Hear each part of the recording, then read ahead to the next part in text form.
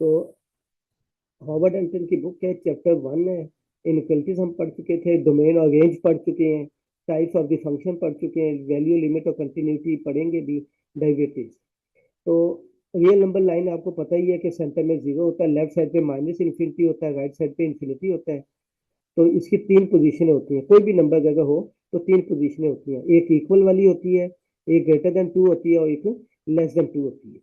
So you have three types of the sign. एक को हम इक्वलिटी कहते हैं, इन दोनों को हम इनइक्वलिटी कहते हैं।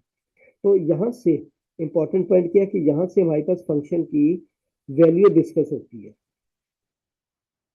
हम क्या करते हैं कि ये जो इक्वल वाला साइन है, यहाँ से फंक्शन की वैल्यू को स्टडी करते हैं, और इनइक्वालिटी से हम फंक्शन की लिमिट को स्टडी करते हैं।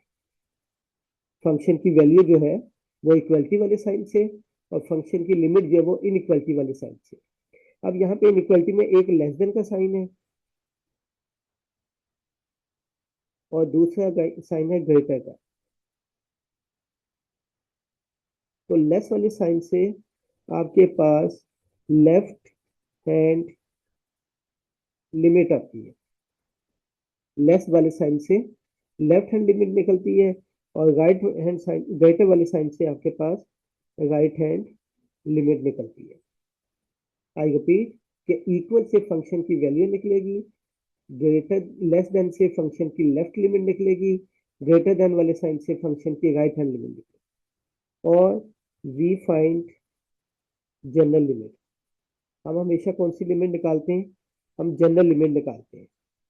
और जनरल लिमिट जो होती है, जीएल मीन जनरल लिमिट, तो ये इक्वल होती है लेफ्ट हैंड लिमिट और ये इक्वल होती है राइट हैंड लिमिट। दोबारा सुन लें कि इक्वलिटी से हम फंक्शन की वैल्यू को डिस्कस करते हैं, इन इक्वलिटी वाले साइन से फंक्शन की लिमिट को स्टडी करते हैं, लेस वाले साइन से लेफ्ट हैंड लिमिट, ग्रेटर वाले साइन से राइट हैंड लिमिट, और हम जनरल लिमिट निकालते हैं हमेशा। तो जनरल लिमिट किसके इक्वल होती है? Left hand limit equal to right hand limit. ये इसकी नोटेशन होती है। तो ये हमारे पास। अच्छा, अब इसके अंदर नोटेबल पॉइंट क्या है कि अगर फर्स्ट करें लेफ्ट हैंड लिमिट का आंसर 5 आ जाता है, राइट हैंड लिमिट का भी आंसर 5 आ जाता है, तो हमारे पास जनरल लिमिट का आंसर भी क्या होगा? 5 होगा। क्योंकि हमने क्या पढ़ा कि left hand limit right hand limit अगर इक्वल होगी तो जनरल लिमिट का भी आंसर वही होगा। और हम कहेंगे कि लिमिट जो है वो एग्जिस्ट करती है। Left hand limit right hand limit अगर सेम आ जाएंगे तो जनरल लिमिट क्या हो जाएगी? वो भी 5 हो जाएगी, और हम कहेंगे कि लिमिट क्या करती है? एग्जिस्ट करती है।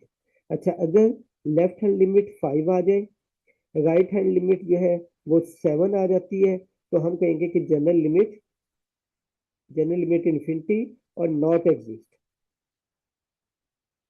हम क्या कहेंगे कि जनरल लिमिट जो है वो एग्जिस्ट नहीं करती। और अगर ऐसा हो जाए कि लेफ्ट हैंड लिमिट इन्फिनिटी आ जाती है, या राइट हैंड लिमिट जो है वो कोई नंबर आ जाता है, तो जनरल लिमिट फिर भी एग्जिस्ट नहीं करेगी।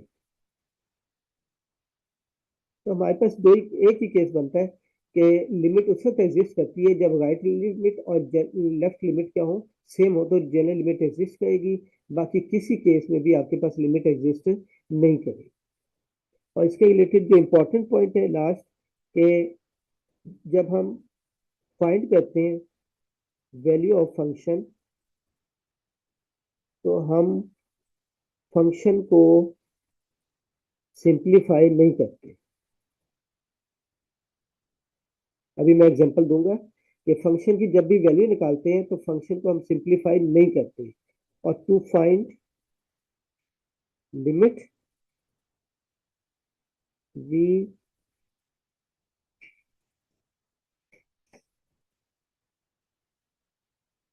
वी सिंप्लीफाई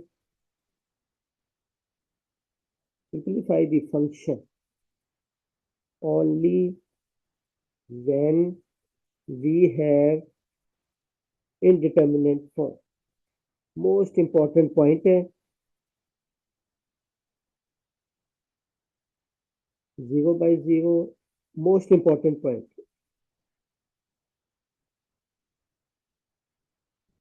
देखें, फंक्शन की जब वैल्यू निकालेंगे तो फंक्शन को हम सिंप्लीफाई नहीं करेंगे, ये ध्यान में रखिएगा। और जब लिमिट निकालेंगे तो हम फंक्शन को सिंप्लीफाई करेंगे, मगर कब करेंगे? जब इनडिटरमिनेट फॉर्म होगा, अदरवाइज हम सिंप्लीफाई नहीं करेंगे। इनमें से कोई चीज आएगी तो सिंप्लीफाई करेंगे, वरना हम सिंप्लीफाई नहीं करेंगे। अभी हम एग्जांपल्स की तरफ चलते हैं। इसमें कोई चीज,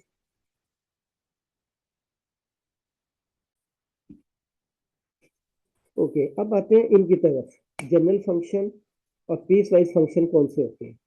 जनरल फंक्शन ये होता है जैसे y equal to x plus one over x minus one आ जाए, या y equal to sine of x square आ जाए, या y equal to log of 2x आ जाए। तो ये सारे फंक्शन जिसमें एक ही फंक्शन होता है, y equal to x plus one over x minus one, एक ही है। अब पीस वाइज जो होता है, पीस वाइज जैसे फंक्शन आपके पास ऐसे आ जाए, x plus one if x is less than 1, if this is 2x, if x is greater than or equal to 1, अगर ऐसे आ जाए तो यहाँ पे देखिएगा ये पीस वाइज फंक्शन कहलाता है। इसके अंदर और इसके अंदर क्या फर्क नजर आ रहा है कि ये एक ही फंक्शन है, एक ही लाइन में लिखा गया है। इसमें क्या होगा, इस फंक्शन के दो पार्ट्स बना दिए, इसको हम कहते हैं पीस वाइज फंक्शन, पीसीस बना दिए, ठीक है। और ये जो वन है, ये वाला, दिस, ये आपका ब्रेकिंग पॉइंट कहलाता है। This is called breaking point, कि जहां पे फंक्शन को तोड़ा गया है। और ब्रेकिंग पॉइंट याद रखिएगा वो होगा जिसपे ये तीनों साइन पूरे होंगे, लेस वाला भी, ग्रेटर वाला भी और इक्वल वाला भी। जहां पे ये तीनों साइन पूरे होंगे वो आपका ब्रेकिंग पॉइंट कहलाएगा। और इस फंक्शन को जिसमें दो पीस बनेंगे, तीन बनेंगे, चार बनेंगे, उसको हम पीस वाइज फंक्शन कहते हैं। और ये इसको ब्रेकिंग फंक्शन भी कहते हैं, ठीक है। इसी तरीके से देखें, एक फंक्शन में और लिखता हूँ, f of x is equal to 2x minus 3 if x is less than 1, less than 2 कर देते हैं। और यहाँ पे हम ले लेते हैं जी 3x minus 5 if x is greater than 2 less than 3 ले लेते हैं। और यहाँ पे हम ले लेते हैं कि 70 if x is greater than 3। अब ये भी एक पीस वाइज फंक्शन है। इसमें क्या था, एक ही पॉइंट है ब्रेकिंग पॉइंट, इसके अंदर दो ब्रेकिंग पॉइंट है। देखें, 2 को चेक करते हैं तो x 2 से छोटा भी है, x 2 से इक्वल भी है और बड़ा भी है, और x 3 से छोटा भी है, x 3 से बड़ा भी है और छोटा इक्वल भी है। तो इसको हम कहते हैं कि दो ब्रेकिंग पॉइंट। ब्रेकिंग पॉइंट क्या है, दो है इसके अंदर, दो ब्रेकिंग पॉइंट्स है, 2 और 3। तो ये आपके पास, ये वाले आपके पास होते हैं जनरल फंक्शन, और ये वाले होते हैं पीस वाइज फंक्शन के अलग अलग फंक्शन दिए जाते हैं, एक ही फंक्शन के अंदर पीसीज होते हैं। अब इनको हम डिस्कस करते हैं। अब जैसे पहले ये वाली एग्जांपल लेता हूँ, f of x is equal to x plus one if x is less than one, 2x if x is greater than or equal to 1. Discuss value, limit, continuity of function at x equal to 1। ये आपके पास एक question है, आपके पास ये function दिया हुआ है, आपको कहता है कि पीस वाइज फंक्शन है, लेस भी है, ग्रेटर भी है, इक्वल भी है। अच्छा, इक्वल जो है वो दो जगहों पे नहीं होगा, या यहाँ पे होगा या यहाँ पे आएगा, एक जगह पे होगा, ठीक है। दोनों जगह पे इक्वल नहीं आ सकता। तो हमने क्या करना है, फंक्शन, इस फंक्शन की वैल्यू भी निकालनी है, इस फंक्शन की लिमिट भी निकालनी है। और ये लिमिट है, ये जनरल लिमिट है। ये आपके पास जो लिमिट है, ये आपके पास जनरल है, क्योंकि मैंने यहाँ पे लिखाया था कि वी फाइंड जनरल लिमिट, हम जनरल लिमिट निकालते हैं, ठीक है। तो जनरल लिमिट भी निकालनी है और कंटिन्यूटी भी निकालनी है, इस पॉइंट के ऊपर निकालनी है। अगर ये पॉइंट दे दिया जाता है तो ठीक है, अगर नहीं देगा तो यहाँ से जो ब्रेकिंग पॉइंट होगा हम उसके ऊपर डिस्कस करेंगे। तो पहले देखें, अगर हम इसको करते हैं value of the function, value of the function, तो मैंने क्या कहा था कि हम वैल्यू कहाँ से निकालते हैं, यहाँ पे देखें, इक्वलिटी से फंक्शन की क्या निकलती है, वैल्यू निकलती है, और इनइक्वलिटी से आपके पास फंक्शन की लिमिट निकलती है। तो ये चीज ध्यान में रखिएगा। तो अब यहाँ पे देखें, ये फंक्शन है, इस फंक्शन की हमने वैल्यू निकालनी है, तो वैल्यू कहाँ से निकलेगी, इक्वल से निकलेगी। इक्वल यहाँ पे है, तो ये वाला फंक्शन यूज होगा। तो हम इसको ऐसे लिखते हैं, एफ इस एक्स की जगह पे 1 पुट किया, इक्वल टू, इक्वल यहाँ पे, अगर यहाँ पे होता तो हम ये ले लेते, अभी यहाँ पे तो हमने ये वाला फंक्शन लेना है, तो यहाँ पे पुट कर देते हैं 2 इंटू 1, तो ये आपका क्या आ गया, फंक्शन की वैल्यू आ गई। अच्छा, अब हम निकालते हैं लिमिट, लिमिट ऑफ फंक्शन निकालते हैं, लिमिट ऑफ फंक्शन निकालते हैं। अब लिमिट कहाँ से निकलती है, लेस से भी निकलती है और ग्रेटर से भी निकलती है। तो ये वाला पॉइंट ध्यान में रखिएगा कि फंक्शन जो है वो लेस देन से लेफ्ट हैंड लिमिट निकलेगी, ग्रेटर वाले साइड से राइट हैंड लिमिट निकलेगी, और हम जनरल लिमिट निकालेंगे। ठीक है, और जनरल लिमिट उस वक्त एग्जिस्ट करेगी जब दोनों का आंसर क्या होगा, सेम हो जाएगा। और दूसरा ये है कि जब इनडिटरमिनेट फॉर्म आएगी तो हम फंक्शन को सिंप्लीफाई करेंगे, वरना हम सिंप्लीफाई नहीं करेंगे। तो अब यहाँ पे देखते हैं, ये क्वेश्चन था, लेस देन यहाँ पे है तो यहाँ से हमारे पास लेफ्ट हैंड लिमिट निकलेगी, यहाँ पे ग्रेटर है तो यहाँ से हमारे पास राइट हैंड लिमिट निकलेगी। तो यहाँ पे हम लिखते हैं left hand limit, left hand limit, और इसको हम ऐसे लिखते हैं, लिमिट एक्स अप्रोचेस टू 1, ये वाला पॉइंट जिस पॉइंट पे डिस्कस करना है, और फंक्शन कौन सा होगा, लेस वाला ये है, तो फंक्शन कौन सा होगा, एक्स प्लस 1, तो इसमें आप पुट कर दें 1, तो 1 आंसर क्या आ जाएगा, 2 आ जाएगा। अच्छा, अब आगे आपके पास क्या है, right hand limit, right hand limit जो है उसको हम ऐसे लिखेंगे, x approaches to 1, L P का मतलब है लिमिट, ऐसे भी लिख सकते हैं, एल आई एम भी लिख सकते हैं, L I am I T भी लिख सकते हैं, कोई भी तरीके से लिख सकते हैं। अच्छा, अब राइट हैंड कहाँ से निकलेगी, ग्रेटर देन से, ग्रेटर वाला ये साइन है तो ये 2x यूज होगा, तो अब इसमें x की जगह 1 पुट कर दें तो ये आ जाता है 2 आ जाएगा।